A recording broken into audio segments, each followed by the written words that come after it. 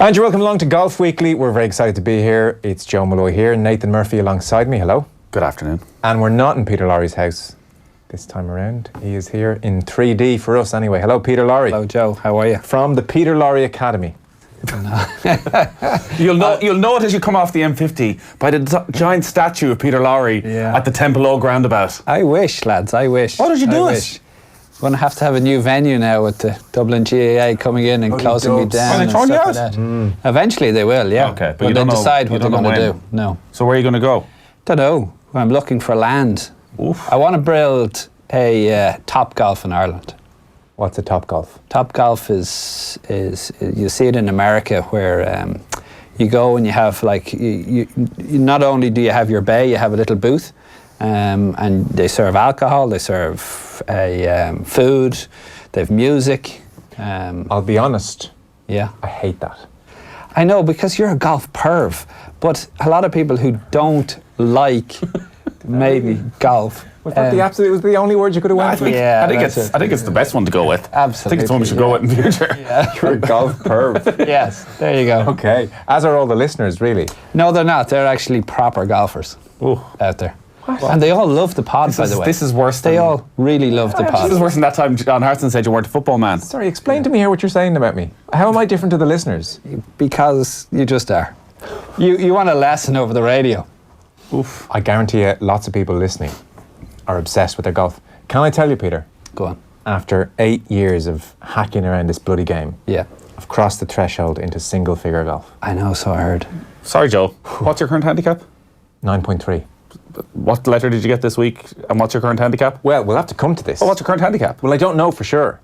We look up GolfNet. No, but the club have sent out letters. You know the way they're upgrading the handicap system Yes. to bring in the US and Australia and I guess this part of the world into yeah. line. Yeah. I had just assumed, because the Americans, so we hear, have suspiciously lower handicaps. You know, a 5 in America might come over here and be, you tell me, 10, Yeah. 15. So I had presumed that what would happen as we centralise this whole thing would be that the Americans would go from 5 out to 10.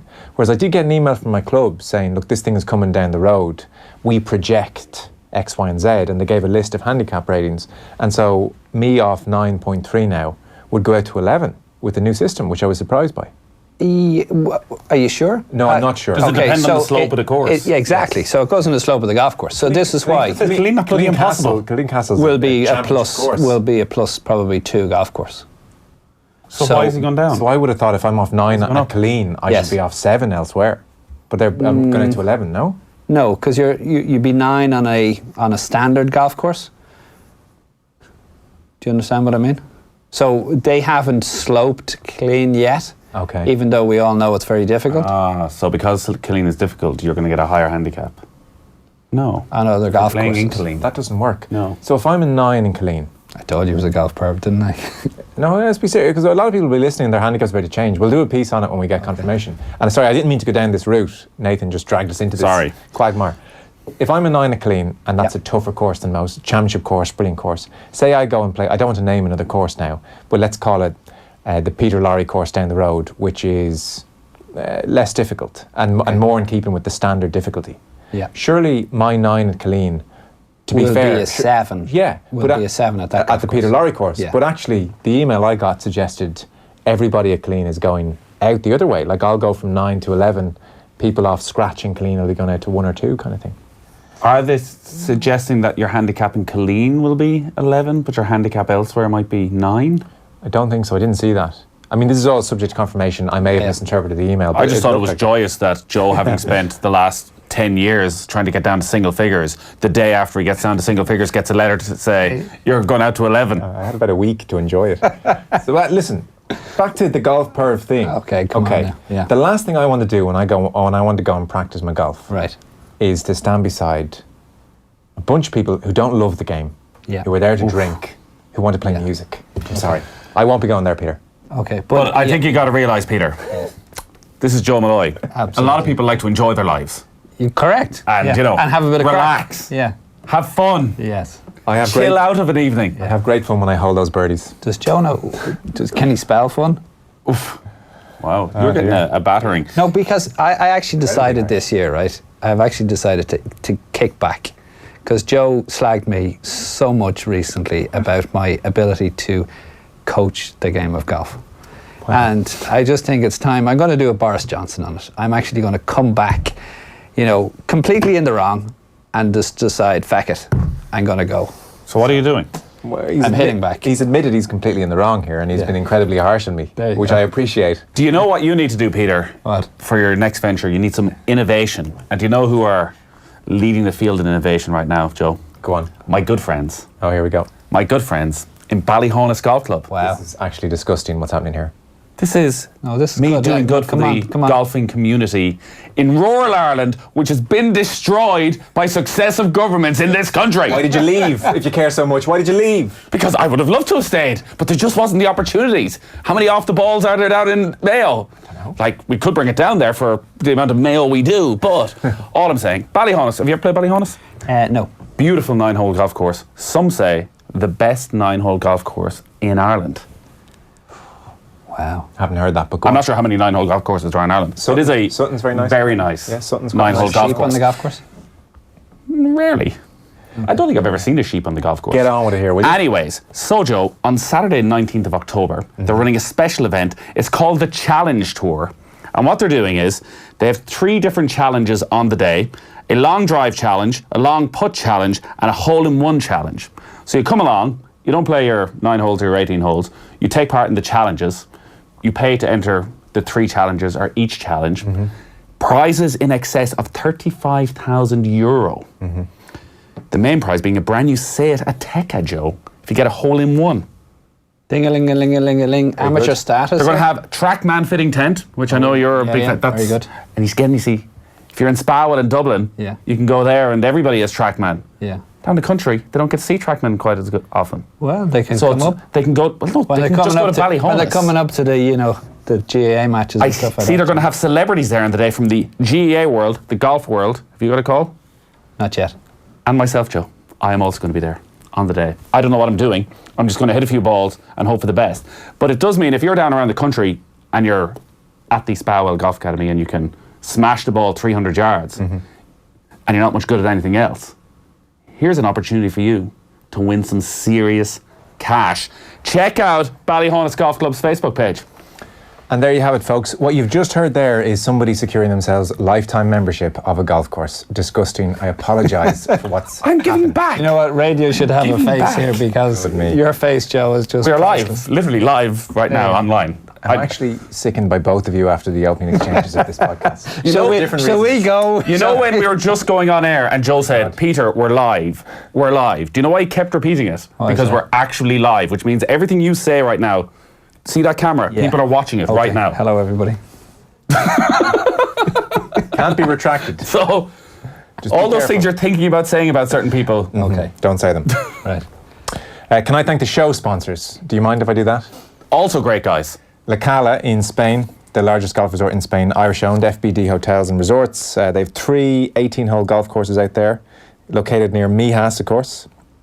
State-of-the-art spa, 107-bedroom hotel, UEFA standard pitches, and they are very generous sponsors to us. And they're giving away a brilliant prize. Lots of you entered last week. You can enter again this week. You can enter once each week, and then we're going to pick a name at random. So obviously, the more times you enter, the more you increase your chances. So this is your second chance to enter our fantastic competition with thanks to Cala Resort, where you can win 3 nights stay, 4-2, flights included, Peter. Wow. 2 rounds of golf on your choice from their 3 brilliant golf courses at Cala Resort in Mijas, southern Spain in 2020. You just have to answer the following question, either through the Golf Weekly Twitter account at Golf Weekly OTB or the Off the Ball Twitter accounts. They'll be pinned, those tweets, all week, especially on the Golf Weekly account. The question is, the Ryder Cup is exactly 365 days away. We've taken into account the leap year. We're on the ball here, Peter. Absolutely. At which famous Wisconsin course will next year's Ryder Cup be taking place? So all you have to do is answer that on Twitter and include hashtag LaCala2020, hashtag LaCala2020 with your answer. One more chance to enter next week, Wednesday the 2nd of October, through both Golf Weekly and Off the Ball Twitter accounts. And then the winner will be announced Thursday the 3rd. Good luck to all who enter. I often wondered what our podcast would sound like if we hit the jackpot, Joe, and we got brought over to America to cover the PGA Tour. And I think that last 10 minutes is exactly it. It would just be one giant infomercial for the first 10 minutes. Well, I mean, they got a good 4 or 5 minutes of Peter rinsing me, I thought. Unfairly. That was bonus. Where are you, by the way? No, seriously, on the whole that style of driving range, which is very popular in America. So I see why you're thinking about it, and I get the vibe. Like, I could see how a stag party would love it. I could see how casual golf fans would love it. Have a few beers. Maybe they don't want to sit around a pub all day. Obviously, when I go to the range, I'm practicing, so I wouldn't be your target market as such. And I would find the stag party next bay to me irritating, is my point. But you obviously feel there's enough people. Where is Nathan Murphy in this venture? I think in Ireland you would need a mix. I think one of the differences in America is that they have a slightly more relaxed attitude towards drink driving, for starters. And which drinking means, and golfing, actually. Exactly. Yeah. So people associate golfing with having a drink, that they're very much off, relaxing, chilled out. Whereas in Ireland, people go to the range, not for the crack. In fact, they don't want to talk to anyone when they're there a lot of the time. They're golf pervs. And I love them all. Peter Lawrie calls his customers golf pervs. That's the headline of this. Yeah, but that's okay. I definitely think it's an option, but I wouldn't say you could. I'd say you'd need to have half it fun and games, maybe a Joe Molloy booth somewhere soundproofed, so he doesn't have to talk to anybody. You'd have to have a golfer's side to it. Have you seen it anywhere outside of America? They have something similar to it in South Africa, and it's done exceptionally well, where you go in, you hit as many balls as you like, so this is really suit you, Joe. They have short game facilities, bunkers, world of bunkers, world of putting, world of chipping, and then they have certain areas for people who are really, really serious about the game. That's golf pervs. Yeah. And you could call that area golf pervs. You should, yeah. People would love walking in there. Big ads everywhere. Interestingly, what would happen if you happened to go and play in the fun section? Yeah. I mean, where all the cool kids are. Yeah. Self-proclaimed. What happens if you discover, Jesus, I'm a much better golfer with a pint and a half on me? Many people have done. I would have thought so. Yeah. Well, isn't this what Porter Carrington says? The worst thing that can happen to a young golfer is he goes out the night before on the lash and he goes and he shoots 62 because he thinks, I can do this all the time. Yeah. But I can see how you eliminate a bit of tension. You get a bit more flow to your swing. It's just whoosh, you're not as worried about consequences. Well, I could name probably 3, maybe 4 players on tour currently who would be better with a recovering from maybe the night before and play much better than they would if they turned up and, sober. Interesting. Yeah. Live. Again, we're live, so... I know. So, did you like the way I did that? Yeah. We were both surprised and we liked it. So what you've done there is you could name them. Yes. So you have the knowledge, yes, but you're choosing not to. Exactly. That's fine. Under instruction. Good for you, Peter. Thanks. We appreciate that. And strictly, is it against the laws or do they ever send out any dispatches? Say you're somebody that realises this and you've got a little hip flask and you think, do you know what? A unit of alcohol across each 9 holes suits me just dandy. Has that been known to happen? I couldn't really tell you that one. I don't know, to be totally honest. I wouldn't think so, personally. No, probably not now. Because these people have grown up playing brilliant golf as kids, I would think sober. So they're used to playing fully sober. Yeah. Unless you had a drink problem. But there is no law against it. As in, it's not on the banned list. Well, your new establishment may result in... Oh, look, that's pie in the sky right coffees. Now at this moment in time. No, I know, it's good. Listen, I love the free thinking. Ambition, you think forward. Is this pre-seniors tour or after seniors tour? Oh, I would hope to be pre. Where is Nathan Murphy on the spectrum of golf pervs? Oh, how seriously do you take it when you go to the range? Like, I just go to the range for a chat. He just goes for a chat, yeah. Because his kids are down in tennis, so he just comes up for a coffee and a chat. And do you hit any balls? No point, like. He's too good. I'm always fearful that I'm going to ruin that thing I had last time. What was that, sorry? I'm not sure what it is, but it's just a natural talent. You played well the last time? Yes, okay. So... You're not touching it? What is the handicap, Nathan? 18. Okay. But like I've played 4 times all year. Turns out having a 1-year-old child is not beneficial to my golf game. It's what's putting me off having children. And the fact you're a golf perv, which is going to go against you for... Well, I mean, he's basically labelled all of his regular customers in the same bracket, I would think. On average, Peter, make us feel good here. On average per day, how many Golf Weekly listeners are you getting through the doors? there's not a day that goes by that somebody doesn't say friend of the pod. It's amazing, isn't it? Yeah. It's a great little community. It genuinely is. Genuinely. They give out quite a lot. Go on. About what? About our Lack of pods. regular weekly. Here we are, and we're going to kick on. Why don't you give them a discount, is all I'd say. Yeah. Might be a nice, generous thing to do. Why don't you give a friend of the pod discount? I can do. Oof. Careful now. You don't want to say something you'll No, regret. I don't. Listen, we've done enough free plugs for this week. Okay. Next week. Next week, you're right. We're moving on. There weren't many tweets this week because all of the tweets were just people entering the No, there competition. could have been loads of tweets. There was just so many tweets entering the competition that I had no interest in looking at other tweets. So we'll press on. Let's deal with last week before we talk Alfred Dunhill, because I do want to get your thoughts on the Dunhill. It's such an interesting event and brilliant golf courses and lots of celebs as well. But Danny Willett we should deal with, who won at Wentworth just ahead of John Ram. It is extraordinary what's happened, Willett. You might have the inside track here, really. So he was 462nd in the world 16 months ago. And he said on Sunday after the win at Wentworth, there were some dark places. We were in a bit of turmoil. We reworked everything. It's extra special when you're then able to produce special things. This week has been one of those fairy tales to win on home soil as well. And a few people, Ewan Murray in The Guardian, for instance, pointed out a certain happy symmetry here in that this was the first event that starts qualifying process for the Ryder Cup. And actually you go back to Hazeltine in 2016 and this is where it seemed to start to go wrong for Willett. He was in the world's top 10 at that stage, having won the Masters 5 months earlier. His brother writes the blog.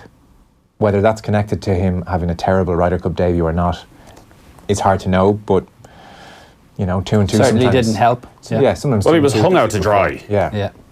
Yeah, Darren Clark did him no favours, really. No. They should have buried the thing instead of, you know, did he come out and have to apologise? Yes. Yeah. Where Clark should have just laughed it off and gone, No big deal. No. So from that point on, things went catastrophically bad. And last year, 462nd in the world. He won in Dubai towards the end of last year, and he's now up in the world's top 50, possibly as high as 31st, 32nd. So what went wrong with Willett? And now do we know what he's put right? Is it possible to tell from just watching his swings? Right, I give you Danny. When he came out on tour originally, he was exceptionally talented, but he was exceptionally naturally talented. He didn't swing the club exceptionally well. He had a very, very, very early wrist cock, but the way he played was superb. And he was, I wouldn't put him in the category of Rory McIlroy, but he, you know, when somebody comes out, you'll know straight away whether they're going to make it or not, or you certainly get that impression. And you would have definitely got the impression that he was going to make it. And he did make it. But on his way up to the very, very top, he started working with different coaches. And he got a little bit too technical. And I think when natural players become technical, it's a recipe for disaster. And I think once they lose their confidence that they have, that their natural ability gets them there, they really, really struggle then with technique. And I think that's what happened to him. He got to a point where he was more technique orientated than natural orientated. And, you know, it was a very, very slippery slope then he was on. And, you know, it just, you saw it in his results, you saw it on his demeanour on the golf course. He got very frustrated, he got very tense, he got very wound up about it. And then all of a sudden, he kind of hit the reset button, as they say, and I think he went back to his old coach, did he? I think so now, I'm not 100% on this one. And he just went back to being Danny Willett again. Because he won the Masters with the early wrist hinge. Yes. Did someone then, do we know, get in his head and say, look, if you really want to be top player, you need to lose the early wrist hinge? Did that happen to him, do we know? Or did he think himself, looking at it, I need to change this? I think like anything, when you have that success, success breeds success, and you want more. And maybe he just, by searching for something else, I certainly know he went down the wrong road. And would your advice have been to him then in 2016, if anyone comes near you and tells you to get rid of that wrist hinge, even though on paper you would never teach it to a beginner, you just run a million miles away from that person? Would that be the advice? Well, Jim Furyk, that's all you have to quote. Yeah. You know, straight away is, you know, Jim Furyk never went technical. and he was able to keep the same standard up for many, many years. And how much of a demand on like his timing and coordination and talent was the early wrist hinge putting? It was a huge amount, to be honest with you. Okay. So me and Nathan wouldn't be able to pull that off, really. I wouldn't have been able to pull it off, you know. But that's just natural ability, and that's what he was used to. But he used to play beautiful golf. He really did. I wasn't surprised that he won the Masters, because he had the talent. And mentally, when he was coming on to tour, could you see he had it? Oh yeah, he had the Ian Poulters, very much so. He thought that he was definitely going to make it. He wasn't shy in any way. It's probably tough on him in a way that his Masters win is really the Jordan Spieth collapse year. You know, that's how it's referred to. But you have to be there. You have to play well. You still have to beat everybody else. We just watched him hit a shot there because the Dunhill is on in front of us on the TV. Okay. To my eye, there's far less wrist hinge than there was 2-3 years ago. Yeah. So where's his swing now over the last couple of years? I think he's probably working it a little bit back in. The wrist hinge? No, the wrist hinge, and but he'd gotten away from it completely, and he was hitting it all over the shop. Was he? Yeah. And when you're saying, so he gets to a level and he's around the world's top 10 after winning the Masters, and people are telling him he needs to lose that wrist hinge if he wants to be a truly elite player, who are those people around him? Is that unsolicited advice when he's on the range, or is that his coach at the time?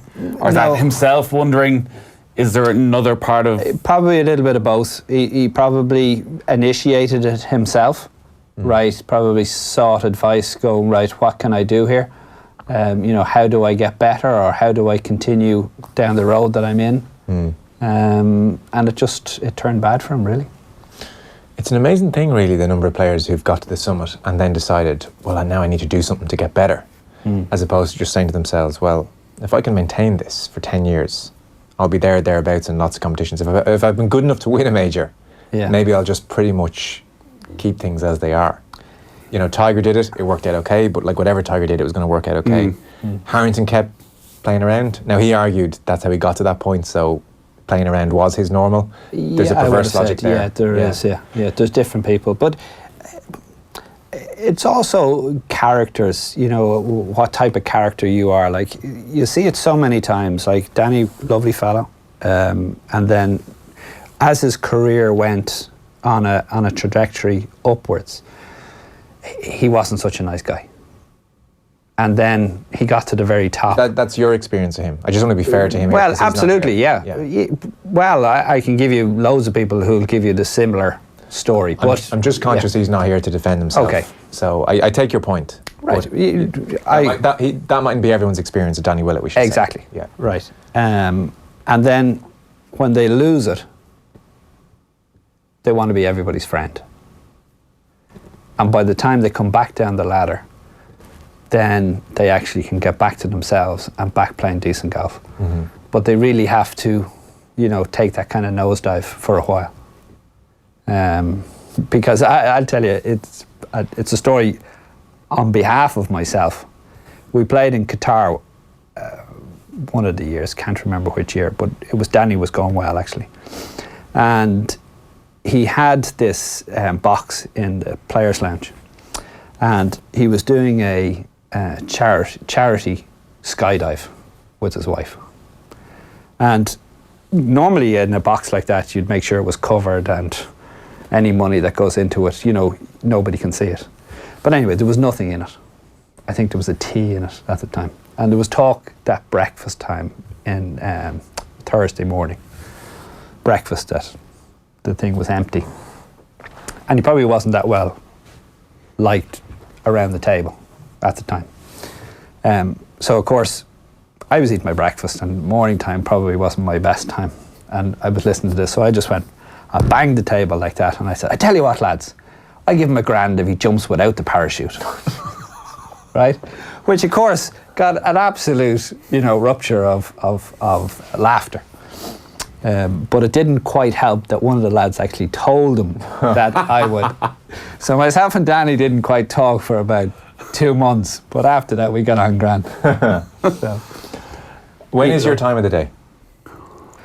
Now, right now, right now. This is peak cheering, Peter. This is peak cheering, 2:30. It is one of the most remarkable things of golf, the amount of players who try and redo their swing. And like Tiger's probably responsible for a lot of that, which makes it even worse because when Tiger did it first after 97, it wasn't a quick fix. It was 2 years, 3 years. 2-3 years. So the greatest player of all time, the most obsessive player of all time, it took him 2 to 3 years. Now, I know it was a complete reworking of his swing, but even still. I think I heard Michael Clayton recently, the architect who I mentioned a couple of weeks ago, making the argument that the greatest case of unfulfilled potential in the game of golf is Tiger Woods' career because of all the swing changes. That if he'd just gone with the flow, he would have won 30 majors. I think if he'd stuck with Butch. Could have easily. So look, that's Willett's win. He looks to be back now. Did you ever reboot your swing in a dramatic way? I tried a physical fitness for a while in relation to gym work and whatever else. Stop drinking Coca-Cola? No, well, I did that, and that was the end. Headline news at the time. Wow, it's your own fault. Yeah, which was my own fault. I had a Coke addiction. I mean, come on. Yeah. That was a good one, actually. It was great. Still one of the highlights of my entire broadcasting career was sitting across from Peter Lawrie and he goes, I was addicted to Coke. Sorry, what? Yeah, Never has a man been so delighted with himself. I think you rehearsed that on the way in a few times. I wanted to get Ryder with it, but it never happened. So, whatever about the physical side of things, did you ever change? I'm going to change my takeaway. I'm going to change my grip. I'm going to reboot the whole thing. No, I never. I didn't feel like I needed to at the time. You know what I mean? Everything was working halfway decent, but I knew what I did was, probably had to get everything a little bit better, but I didn't think I needed to rework anything. But everything could have improved by a certain percentage. Yeah. So that's the Wentworth done and dusted competition, done and dusted. McIlroy finished 9th. Kind of as we predicted last week, I think. This time last week he was on course to a 76, just shot a 76 and finishes 9th. So look, he's rocked up with Dad Jerry at the Dunhill. Already I've seen Ruth Hullett, Jamie Redknapp, AP McCoy, Ronan Keating there. Justin Timberlake is big on the circuit now. Playing with Justin Rose. Is he, yeah? Bill Murray naturally is there, even though he's hurt his hand. He's a kind of one hand at the moment. Yeah, but there's no greater indictment of golf than watching Bill Murray play at these pro-ams. Bill Murray, who was very much a hero growing up and, one of the funniest men alive, spends his time playing in golf pro-ams and is now the dullest man that the world has ever seen. I think that's a bit harsh on Bill. Is he dull? Oh, he is now. Like, his sense of humour. There's no way of having a good sense of humour by the way, on a golf course. I've seen Steve Redgrave holding a very nice putt. Well, this putt it's this event that holds the world record for the longest putt ever held on television. Correct. Michael Phelps. Terry Wogan back in the day, hold a monster. Have you ever seen the one where Jack Nicklaus goes to show Johnny Miller? Oh, yes. That's a beauty. Yeah. Where Miller's like, what am I supposed to do with this? Yeah. And Nicklaus goes, just put it. And he goes, you put it. Walks over, drops the ball, whack in. Thanks very much. That's a beauty. Yeah. Who did you play with? Yeah. I played with, my very first year, I played with Eddie Jordan's wife, Marie. Where was Eddie? Eddie didn't want to play. He wouldn't have time for golf. No, but his wife was very good. Marie was a very good player. She played off 9. A very good player. Good player. Interesting. Yeah. Interesting, Peter. Interesting. Yeah. That says a lot about you right now, what's just happened there. Thanks very much. Yeah. Do you have to get, so for the Dunhill Links, how does it work in terms of who you play with? Do you have to get to a certain level of ranking or fame that you can just go, I'm playing with whoever the hell I want? So, or do you sometimes have to suck it up and you're just throwing with whoever? A bit of both. I played with my brother for 3 years. Okay. Oh, nice. So you obviously, I got him in for 3 years. And how hard did you have to push that? Quite difficult. Right. Yeah. But Rory getting Jerry on, whatever you want, Rory. Yeah. Oh, yeah, absolutely, yeah. A lot of the Americans would be like that, coming over, they'd play with their buddies and stuff. Amazing. D8 points is playing with Bill Murray. Won together at Pebble, Didn't Brooks bring Ricky? They played, I think, last year or the year prior. Or does he play with Chase? His brother Chase. Yes. Yeah. No, Chase is a pro now. So I think he did bring him. Maybe the first year, yeah. But no, I had 3 great years with the brother. I played. What's he play off? 5. Oh, proper golfer. Yeah, proper golf. Maybe 6. And then I played with Kieran McManus. We won it actually one year. Is that JP McManus' son? What do you get as the pro for winning the team event? If I said a handful of dollars, $50,000. Was that at the generosity of the McManus family or No, the prize? that was the prize. So and McManus, your partner, would get 50 grand as well? No, he got a trophy. He didn't need it, in fairness. He didn't. Because the amateur can't get money. Correct, yeah. Can he turn pro the day before? No. Oh, then he can't play as your amateur. Exactly, yeah. Cruel. So you make off with 50k. 50K. These lads are scumbags. Yeah, I know. Really? I mean, it's just Where had you disgusting. finished in the actual tournament? I'd missed a cut. Well, listen, I'm not. No, I have to admit, Kieran played super. I missed a cut by a shot. Cut was 4 under. I was 3 under. We played St Andrews in the final round, and we played it backwards. We started from 10, and we were going okay, nicely. And I birdied, I think 17. He birdied 18 with a shot. I birdied the first. I holed my second shot on the second. I birdied the third.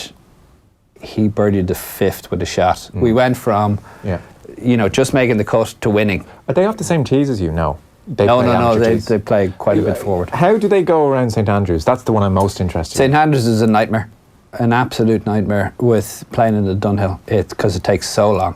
You're 6 hours because there's so many people on the golf course, and the amateurs are forward tees, so there's a lot of crisscrossing.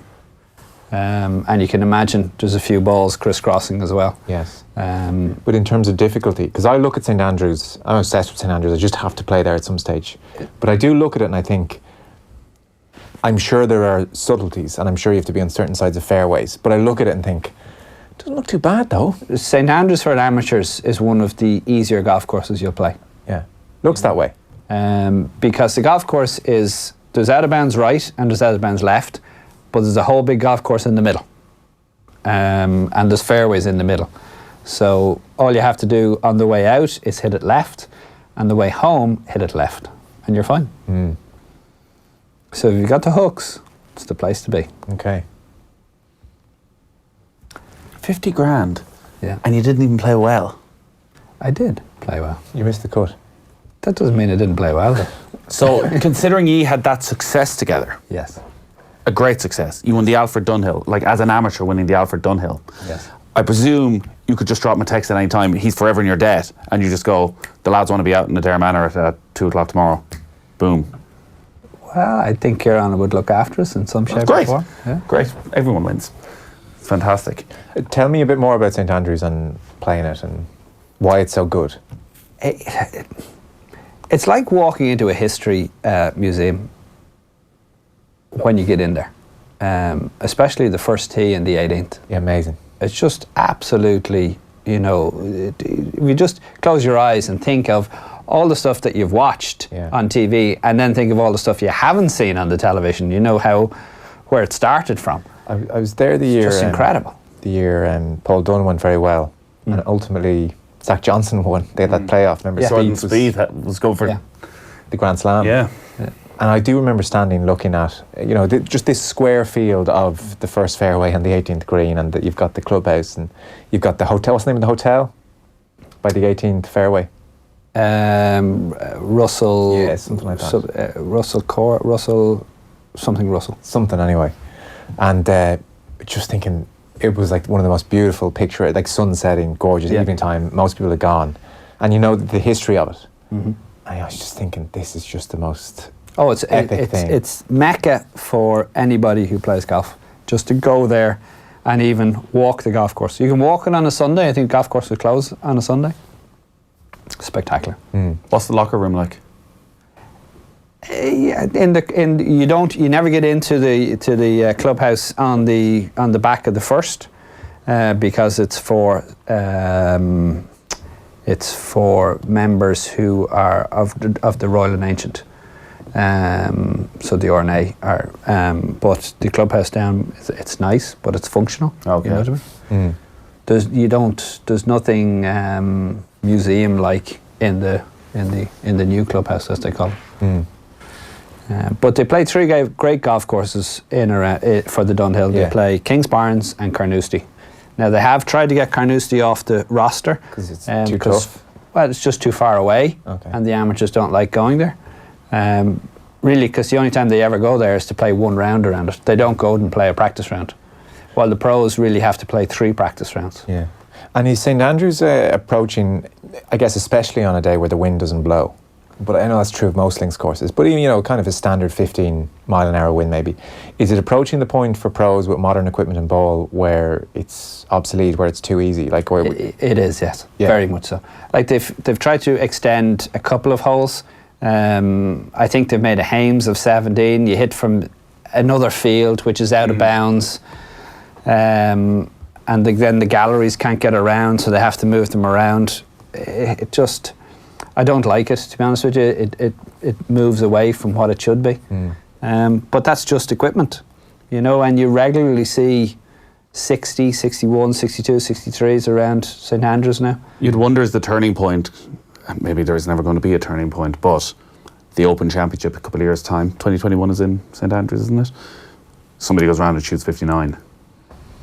Yes. And maybe people finally go, this isn't right. That'd be terrible. Well, I mean, if the solution then isn't we have to change equipment, or if they just say, well, they can't ever say we're not using St Andrews anymore. But is that the turning point for almost equipment of people having a serious conversation about it? Yeah. To be honest with you, I think things have to change. Like, probably the best way to do it is it's a bit like Formula 1, where everybody has to have a certain standard equipment.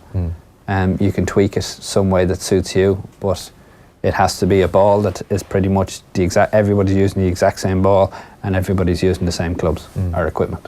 What's the turf like at St Andrews? What are the greens like? Greens you wouldn't be that impressed with, because they've got that real coarse grass on them and the ball bobbles a lot. Right. Well, there must be such traffic on the greens as well. Not just for those 3 days, but all year round. So they wouldn't be the quickest and they wouldn't be the smoothest. But they're exceptionally undulating, and they can put the flags in really, really difficult places to get to if you're not on the proper side of the fairway. Like the amount of mound that's in the greens is incredible. Because I always think that's a good sign of a golf course whereby me and Nathan are just looking at the fairway and saying, I can kind of hit that fairway, and it's pretty easy. Whereas the pros on the same tee box are saying, man, I've only got a small enough area on that fairway where I need to be to have a shot at birdie or something here. Yeah. That's when it's working really well for both. Does Andrews have a bit of that? Oh, very much so. Yeah. There's a couple of them where there is no fairway to hit nearly. You either go for the green or you lay it with a 6-iron or something like that, and then you're left with another 4-iron into the green. There's a couple of holes that if you take driver out of people's hands, they play quite difficult. But again, it all depends on the wind. Like you're just looking at it there on the TV, and there's very little wind.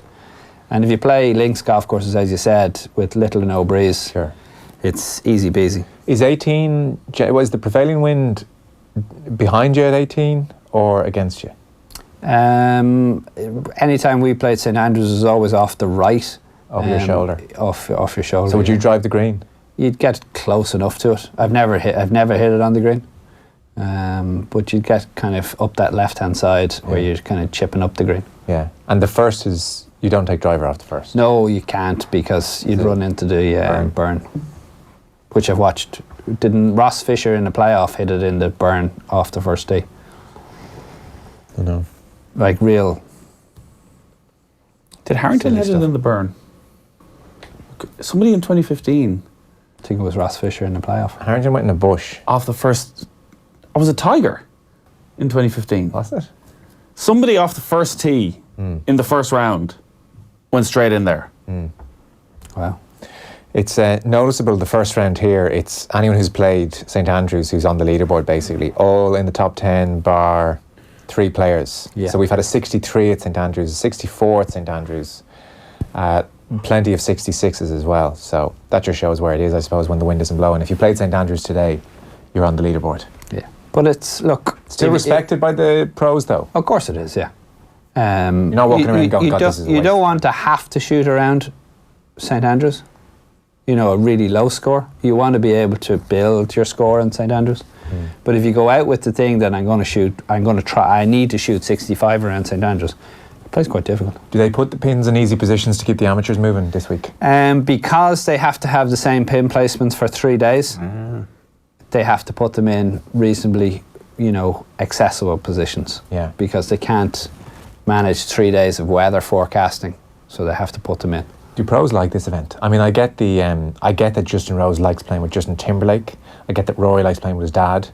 But does your average pro who's trying to make a few quid, this is a big week for him, and he's stuck with some boring oil magnate son, do they like this week with the 6 hour length? I think, depending on what situation you're in, if you've just described that, you're fighting to keep your card, and you get drawn with somebody who's kind of taken it overly serious on their behalf, then it's quite difficult. Because you can get 1 or 2 amateurs who want to finish out on every hole because they're here to, play. It might be their first time. They want a scorecard. Exactly. Yeah. But if you get guys who have played it before, we'll get out of the way really quickly. Okay. That's fair. If you're playing St Andrews and on the first you put it in the burn, you're not picking your ball up. I'm not picking up. Well, you should do. No chance. I know you look shocking hard, but you're shocking hard. Sorry, I'm playing St Andrews. If I'm playing St Andrews and I'm not playing this every year, I want to see what I'm shooting. Okay. I'm entitled to be there. Change the rules of the competition. Screw you, Peter. Yeah, well, no, it's not me. It's Johan Rupert, and trust me, you don't want to get on the wrong side of Johan Rupert. That's right. I am hitting 5 off the tee, everyone. Yeah. Now back off. I played, probably the most famous person I played in the group with was Samuel L. Jackson. Now we're talking. How far are we into this podcast to bring this up? Yeah. He's really cool, isn't he? Yeah. Is he? Man, he's so cool. Yeah. He's really cool. Can you get over how cool he is? He's very cool. Tiger and Phil's conversation. This was our conversation. Oh, yeah. Samuel L. Jackson's cool. Yeah. He's really cool. Oh, God, it's hard to be a cool dad when he's around. Chris Evans was in he played with Nick Doherty. Interesting. What's Chris Evans like? Nice guy. Yeah.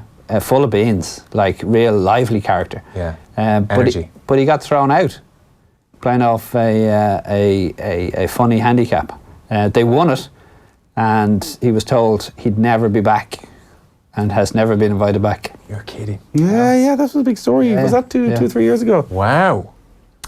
And the other guy in the group was Samuel L. Jackson. You never even explained that. Yeah, he was talkative. He was cool.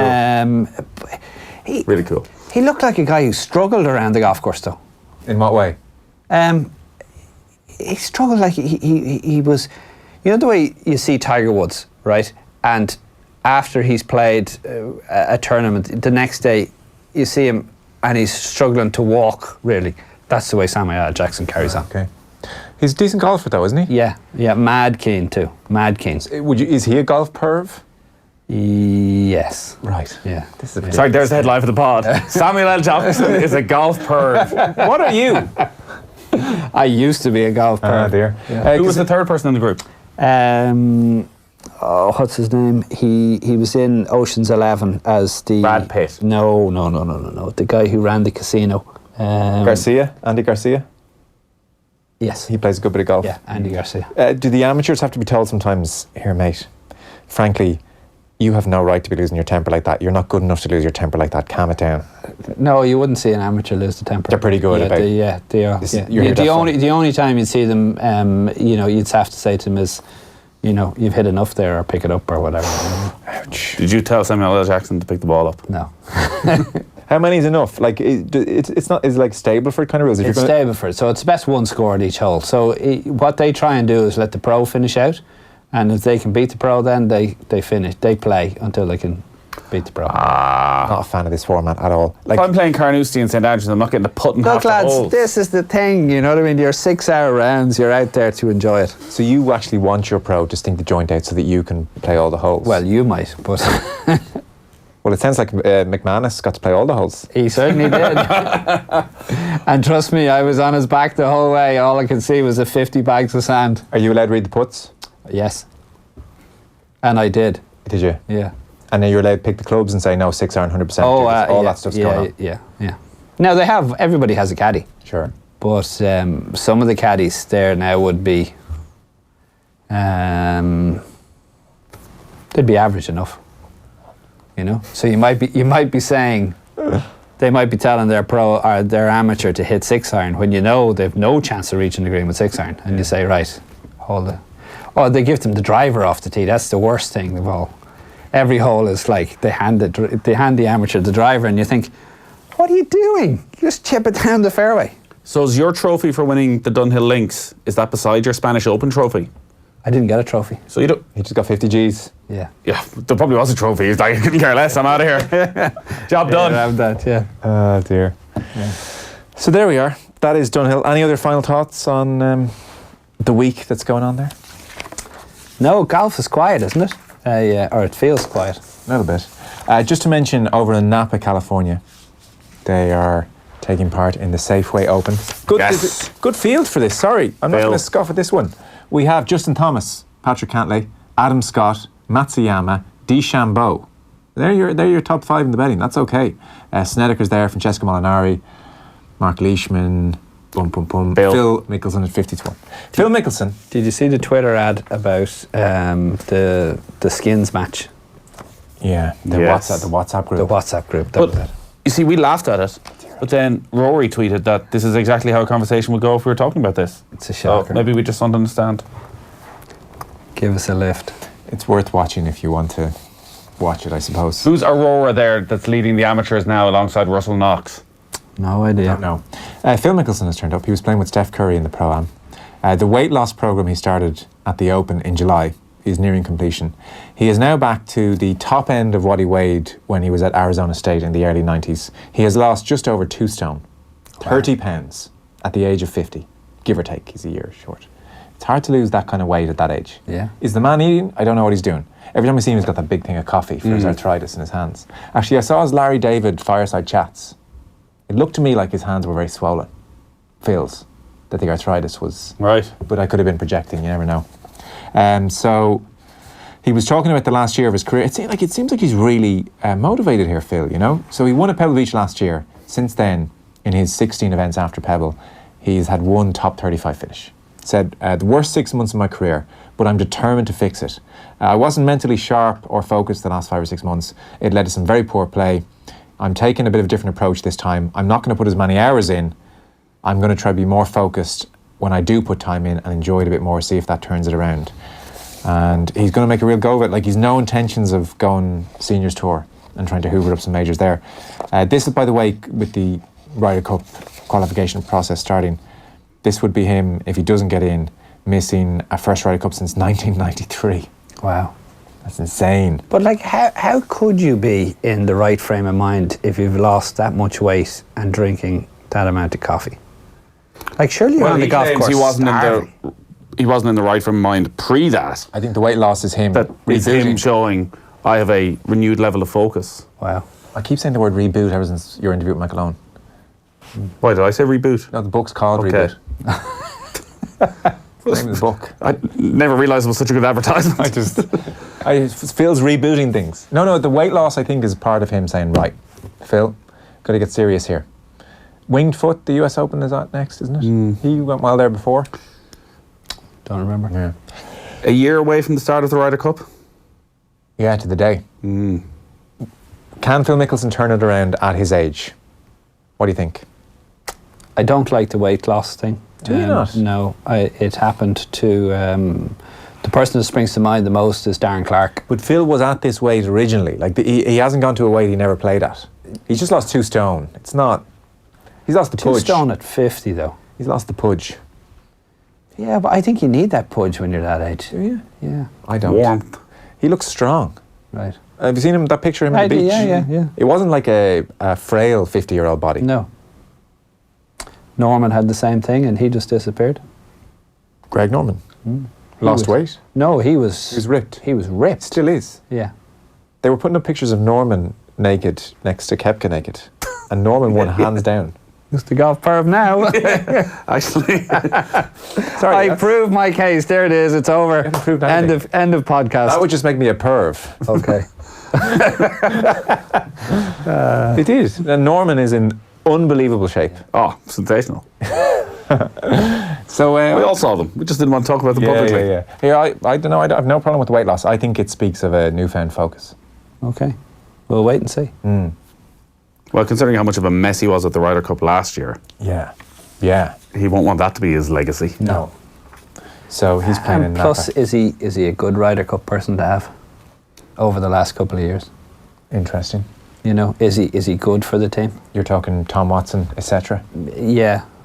You know, a little bit keen to see how often he's playing as opposed to how the team's doing, kind of thing. Exactly. Yeah. Like, is he that team person that he portrays to be? Should he have been on the team last year, considering how poorly his game was? Was he a pick? But there again, Yeah, look at the ladies. The Solheim Cup should have Suzanne Petterson been on it. Yes. And okay, but if she had missed the putt, well, she didn't. No, but yeah, I know she didn't. But she didn't.